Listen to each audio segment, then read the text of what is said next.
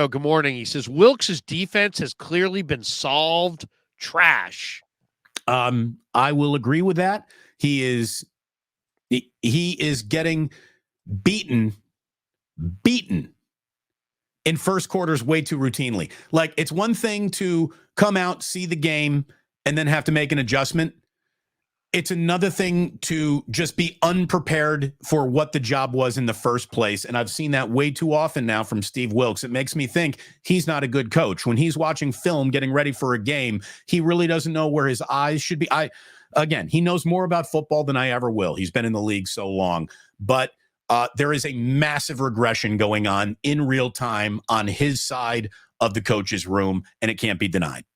The one thing that bothers me the most, and this is and maybe I've got the over machismo gene, but the Niners have lost their swagger on defense. Last year, every team that they played lost the next week. Why? Because they pounded every team that they played with physicality. Now it's Greenlaw or Warner, and everybody else is just standing around. It's just guys standing around. Hit somebody. And if the guys that are out there don't want to hit somebody, then get new guys. But I want to see somebody starched. They got the right GM. John Lynch knows how to hit somebody. Go find somebody who wants to hit somebody. They don't hit anybody. They're not hitting. They haven't really hit anybody all year outside of Dre Greenlaw and Fred Warner. Nobody hits anybody. Hit somebody. I want to see somebody. I want to see somebody fold. That they've lost their swagger on defense. They really miss Azeez Al-Shaair, who's piling up big tackles in Tennessee. Should have signed Azeez. You invented Azeez, and he's fast and physical. He loved to hit. Man, that was a mistake letting him get out. Atlanta says, you know who ain't the guy? Is Steve Wilks. It's the buy. Can we replace this man with someone that has experience with the wide nine, please? Well, no. I'll say this. I don't know what's going to happen on that front. I really don't. I don't know if Steve can adjust or if Steve can adjust, but adjustments need to be made. Look, so all I can tell you is that I like Steve personally, but I don't know. Something has to change. Well, the last thing I'm going to do, right? I'll say this. We've been doing this a long time. The last thing I'm going to do is sit here and call for Steve Wilks' job. You want to do that? You do that. I'm not going to do that. But something has to change with the 49er defense. They cannot keep running the same group out there, doing the same things and hoping for better results. It ain't going to work. Has Kyle ever put a coach in the doghouse? Because Steve is not getting as close to a coaching doghouse as any player should have ever been. Steve Wilks might be the Dante Pettis of coordinators. Well, I'll say this, Damon. We talked about this with O'Neill yesterday.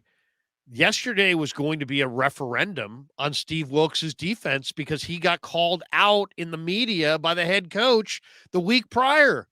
And if that was a referendum on Steve Wilks as a coordinator, that ain't good. And maybe he does get fired this week. And maybe they just say, Kasurik, you're fucking it now. I don't know. I don't know. And then what about, here's the other one that came up a bunch. And I heard this by a few different Niner people yesterday. There's people that are taking issue with the fact that the communication from Fred Warner to Wilks has to go through Daryl Tapp, and that Steve is not on the sideline and isn't rallying his troops on the sideline, that he prefers to be up in the booth, and that's the vantage point that he's comfortable with, and that they feel that there's some kind of a disconnect in the communication line between the players and Steve, because Steve is up there in the booth and he's got to operate on the headsets to, through Warner or through Tapp, or, that there's some disconnect between Steve and the players. If there is an actual tangible, coaches are discussing it, communication issue, then yes, maybe something has to be done. Truth is, I wouldn't give a fuck if Steve Wilks were calling in defensive plays from a beach in Aruba. I don't care where he is. What are you doing? What are you doing? That's all that matters. I was joking with Dan Coach Emilio in the post-game show because Dan's like, I'm like, Dan, you should be the defensive coordinator. You could call the plays from Chandler, Arizona, or wherever you live.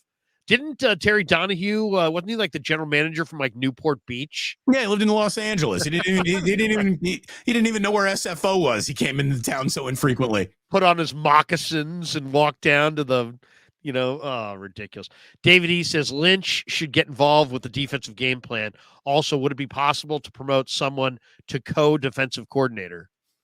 I mean, at that point, you just fire your defensive coordinator and you do that. But here's the thing. Lynch has to be, well, I don't know about Lynch, but Shanahan's got to be involved in this defensive game plan. He's the head coach. I mean, that's the thing. You can complain about Steve Wilks all you want.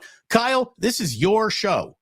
This is your show. So it's that zero blitz in last week, that zero blitz is on Kyle. He could have called the timeout. Did he hear that play go in? Did he know that was going to happen and he still let it happen? You can't be red alert after the fact. You got to be red alert. This is a bad idea before it happens. That's why you're the head coach. What if they do something super dramatic? And it'll be interesting to see what they do, if they do anything at all. But they've got it. I mean, they can't just do nothing. They either have to change out the scheme, change out the personnel. Ronnie Lott. You bring in Joe Montana. He's your new offensive coordinator.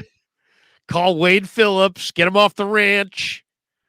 I wonder, though, if Kyle is the kind of head coach that would prefer that the defensive coach have total and utter autonomy and control over the defense, and that you're almost like you're like the defensive head coach. Well, then you should have hired Jim Schwartz, or you should have hired Vic Fangio. Yeah, maybe.